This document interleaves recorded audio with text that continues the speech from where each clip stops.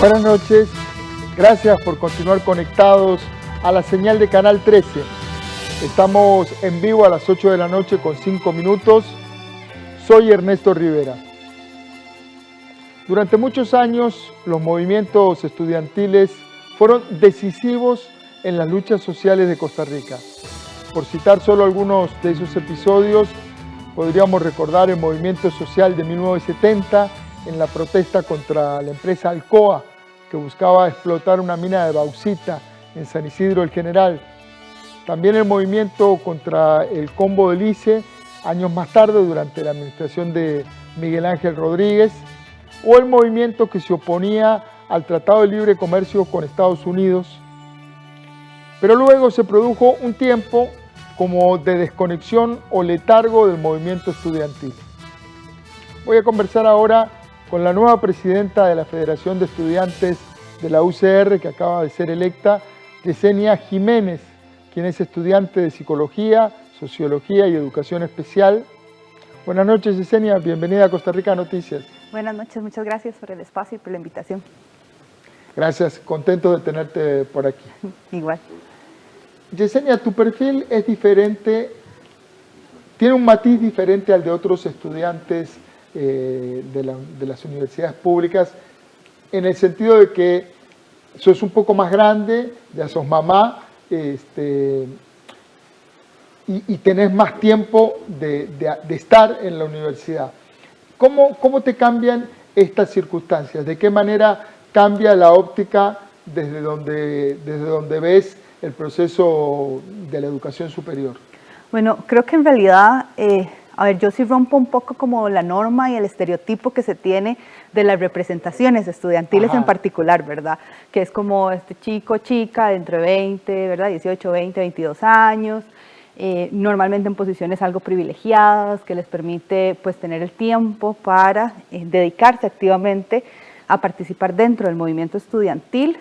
Sin embargo, creo que represento un sector más amplio, más invisibilizado de las personas estudiantes de las universidades públicas en general, ¿verdad? Las personas becarias, yo toda la vida he sido becaria, cuando entré a la universidad era becaria 10, creo que luego tuve beca 11, que era como se clasificaba en ese momento, ahora es beca 5, que es la beca completa por condición socioeconómica. Creo que todo esto realmente lo que me hace es tener una óptica desde la mayoría del estudiantado, ajá, no desde los privilegios, que pues algunos tendrán esos privilegios, y pues creo que represento en realidad una gran mayoría de las personas que han tenido que trabajar para pagarse la universidad, como lo hice en algún momento. Ahora que soy mamá, pues también como una estudiante madre, hay muchos estudiantes madres y padres dentro de las universidades públicas, y ha sido parte también de esta población invisibilizada que pues tiene algo que decir respecto a cómo se hace la política dentro de la universidad, cómo se hace la política dentro del movimiento estudiantil y qué es en realidad el movimiento estudiantil, porque a veces lo concebimos solo como las personas que ejercen un puesto de representación, pero realmente, al menos desde mi óptica, la de Yesenia Jiménez, el movimiento estudiantil son todas las estudiantes de las universidades públicas. Es interesante esto que aportás, porque justamente la generación de personas ha cambiado un poco el corte etario y el perfil socioeconómico dentro de la gente que estudia en las universidades públicas.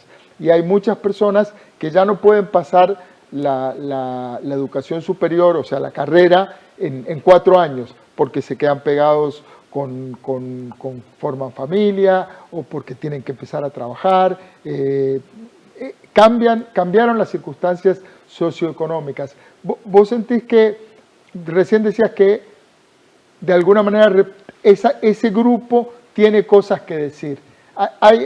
¿Qué cosas tiene para decir ese grupo? Bueno, creo que tenemos mucho que decir respecto a cómo se manejan los temas, por ejemplo, de becas, de cupos, de matrículas, respecto a las cosas que se priorizan dentro de la universidad, las visiones sociales, por así decirlo, no tanto económicas, ¿verdad? Que tienen que ver más con los entornos familiares de las personas estudiantes, porque muchas veces, y con el paso del tiempo, las universidades públicas han ido perdiendo como esta visión un poco humanista, por así decirlo, de ver al estudiante más allá como un carnet y una persona que necesitamos meter y en 4 años graduarla y que salga, ajá, ¿verdad? Son personas, y al ser nosotros, las personas estudiantes, tenemos un entorno, tenemos familia, tenemos papás, tenemos hijos, parejas, tenemos situaciones socioeconómicas. Hay muchísimos estudiantes que viven en entornos sumamente violentos, por ejemplo, que son víctimas de violencia doméstica o violencia intrafamiliar, y todas esas son cuestiones que nosotros tenemos para contar y para que la universidad, dentro de su creación de políticas,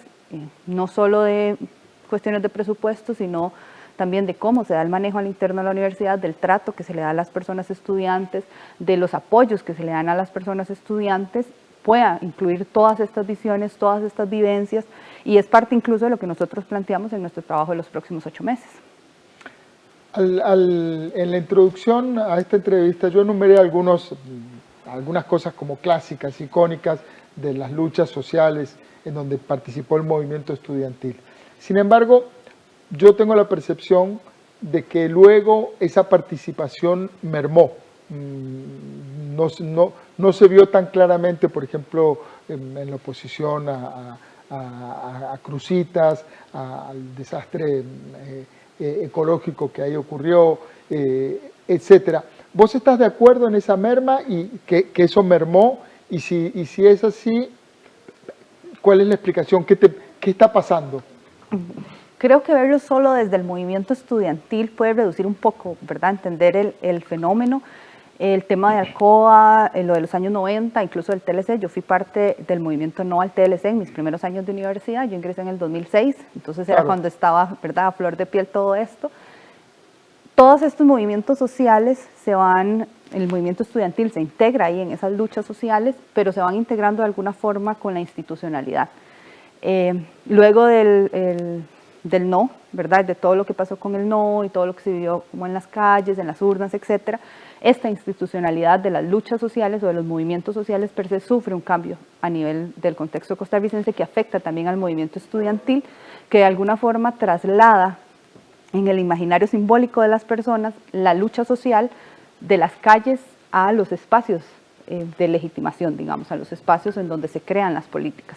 Y esto afecta también al movimiento estudiantil, en tanto le da como la idea de que no sirve, ¿verdad?, de que lo que se hace en las calles, de lo que hace el movimiento estudiantil no tiene legitimidad, ¿verdad? Y poco a poco eso se va como construyendo dentro del imaginario, y pues aquí estamos que 10 y 14 años después, ¿verdad?, donde el movimiento estudiantil ha perdido muchísima legitimidad ante la sociedad costarricense, y eso pues de alguna forma merma la participación de las y los estudiantes en las luchas sociales que el movimiento estudiantil normalmente apoya y acuerpa. Hay una estrategia. Primero, ¿te parece que hay que cambiar eso? Y si hay que hacerlo, ¿cómo? Creo que tal vez no tenga toda la respuesta al cómo. Creo que sí es necesario. Sí.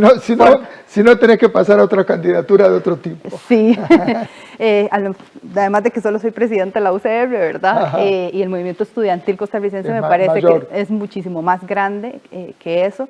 Sin embargo, me parece a mí que sí es necesario, tal vez no hacer un cambio, la palabra cambio no necesariamente me gusta, pero sí creo que un fortalecimiento del movimiento estudiantil desde sus bases, que son las y los estudiantes que lo componen, ¿verdad? Y no solo las representaciones estudiantiles, no solo la presidencia de la FEUR, no solo las presidencias de las asociaciones, sino que todas aquellas personas que componen a la comunidad estudiantil, y desde la integración de esas personas en los espacios de toma de decisión, en los espacios de opinión, en los espacios incluso de creación de opinión pública, tanto interna como externa a la universidad, es que el movimiento estudiantil puede rebustecerse, por así decirlo, y poder volver a ser un ente de referencia en las luchas sociales costarricenses, que realmente es muy necesario.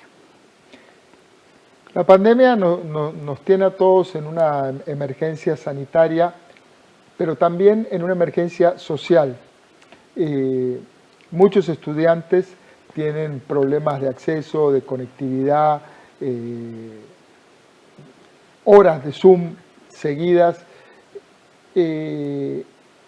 ¿Cuáles son, a tu juicio, las mayores dificultades que están atravesando por este cambio que vino de golpe, no dio lugar a opción, hubo que pasarse a la virtualidad inmediatamente? ¿Cuáles son las mayores dificultades que vos ves? Y si ves algo de positivo en la virtualidad, también, ¿qué rescatás? Creo que las dificultades las vería como en dos vías, ¿verdad? Las dificultades externas que tienen que ver con, o sea, que se escapan de manos de la universidad o de la administración universitaria, que tienen que ver con temas de conectividad, con temas de acceso, ¿verdad? Tenemos estudiantes en la Universidad de Costa Rica, hay estudiantes que pues viven allá en Talamanca, en lugares bien adentro de Upala o de la zona sur, y ahí pues no hay compañías que lleven el servicio. Entonces esos temas de acceso se escapan un poco a la administración universitaria. Sé que se han hecho algunas cosas para solucionarlos.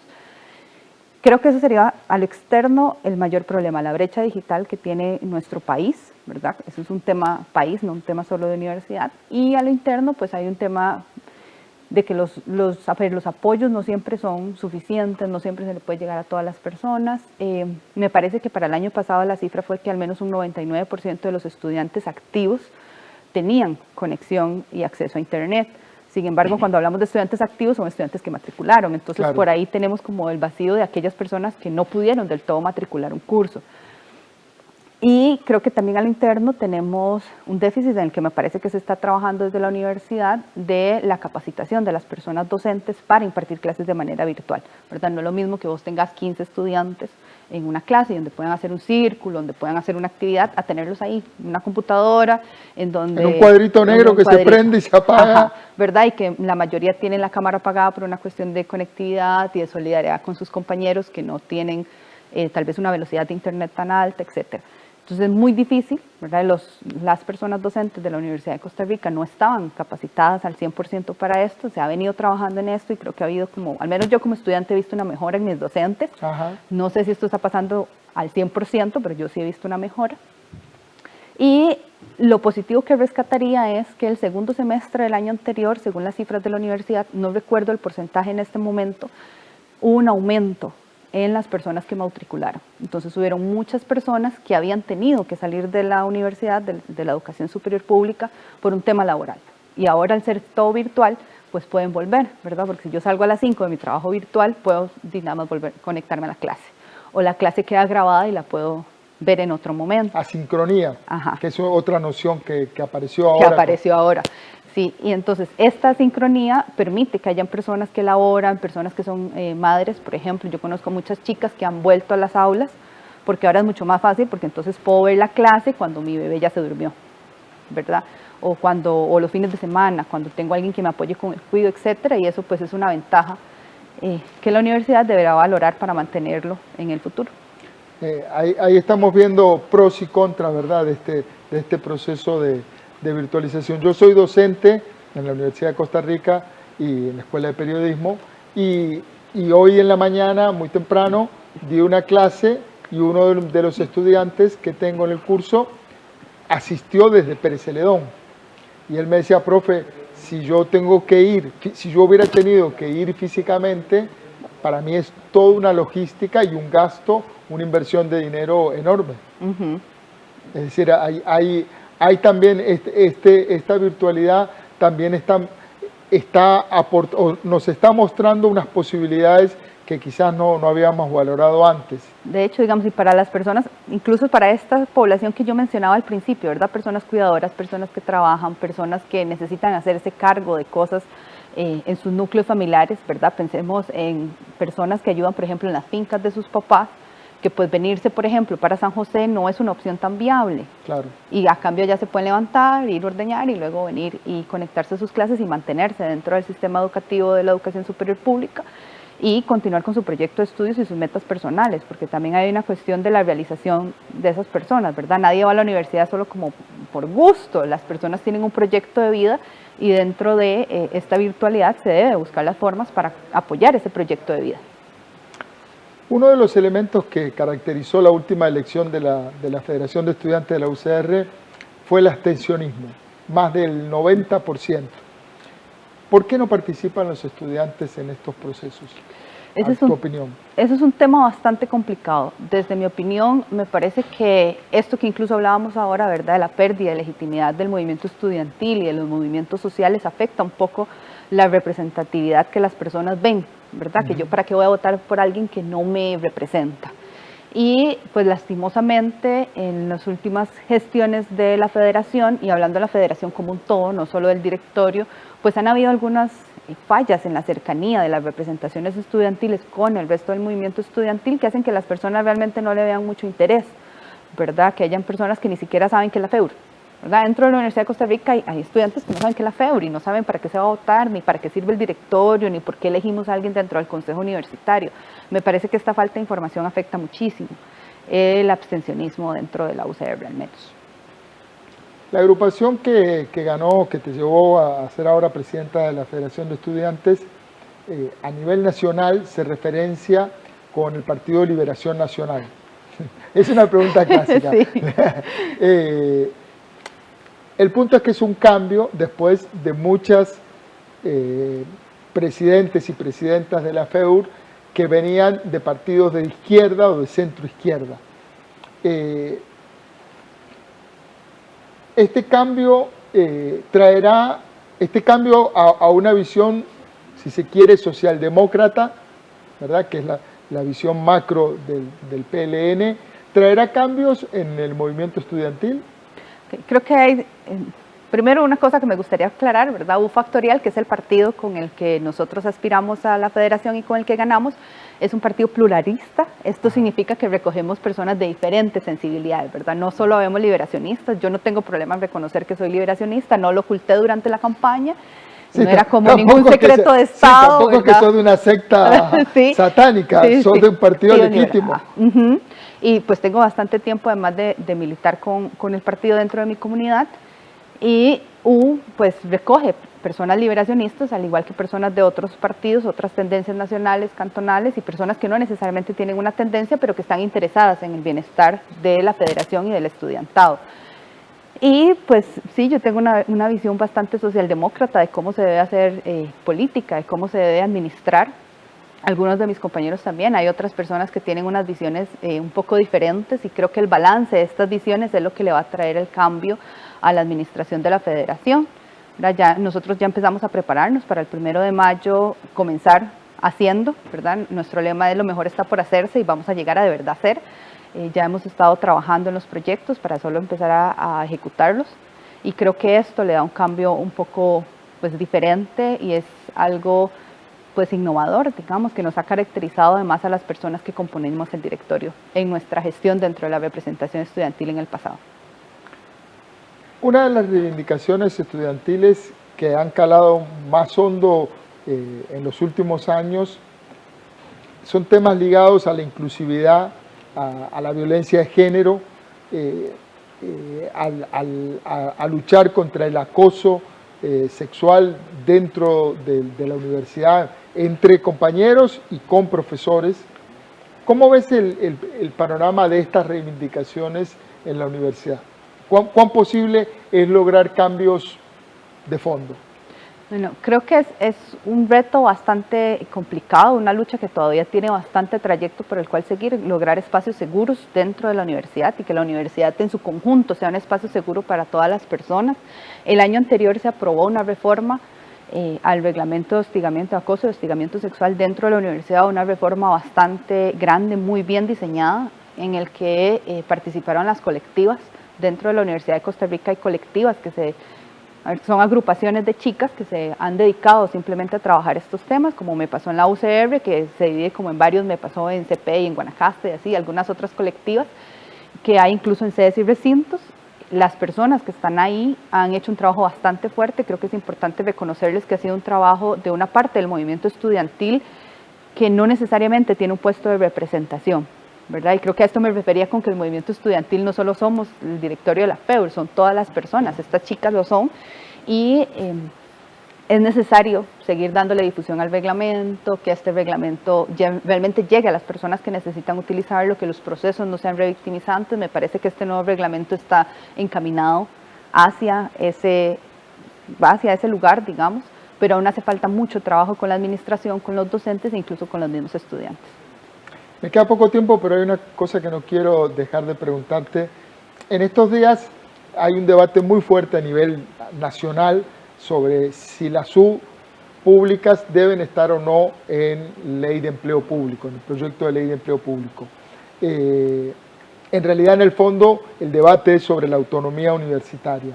¿Cuál es la posición de la FEUR al respecto? ¿Deben incluirse o no las universidades públicas en este proyecto de ley de empleo público? Okay, bueno, yo aún no puedo hablar a nombre de la FEUR hasta el 1 de mayo, pero a nombre, de la futura presidenta de la FEDER, a nombre del directorio electo, nosotros creemos que no se debe incluir dentro de la ley de empleo público. La contratación de docentes no es, ¿verdad?, como una receta tan sencilla, y además pues hay una cuestión ahí de intereses políticos que podría violentar demasiado la libertad de cátedra, la autonomía de la universidad.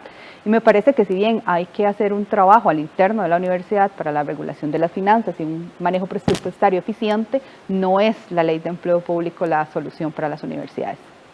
Buenísimo, súper concreta, súper concisa. Me dejaste tiempo para otra pregunta. Otro de los temas que se debaten en relación a las universidades son las inequidades del régimen salarial interno de la universidad. ¿Cómo ves vos ese régimen y qué posición tienes sobre hacer cambios en la pirámide salarial de la universidad? Creo que es necesario hacer los cambios. Me parece que la universidad necesita un ajuste de las convenciones. Sin embargo, hay derechos laborales que ya están adquiridos, ¿verdad? A veces hablamos de un solo régimen salarial y pues en realidad creo que hay vigentes como 2 o 3 convenciones, aún porque hay gente que tiene mucho tiempo de haber empezado a trabajar en la universidad y tiene derechos que le están garantizados desde hace 30, 40 años. Entonces sí es necesario reevaluar, ¿verdad?, hacer una nueva convención colectiva con el CINDEO y con las personas funcionarias para poder ir alcanzando ese equilibrio, y sí es necesario que a lo interno repensemos, ¿verdad?, qué es meritocracia y qué son derechos laborales. Muchísimas gracias, Yesenia. Con mucho gusto, más bien muchas gracias a usted. Gracias por el tiempo que nos dedicaste. A usted. Yesenia Jiménez, presidenta electa de la Federación de Estudiantes de la Universidad de Costa Rica.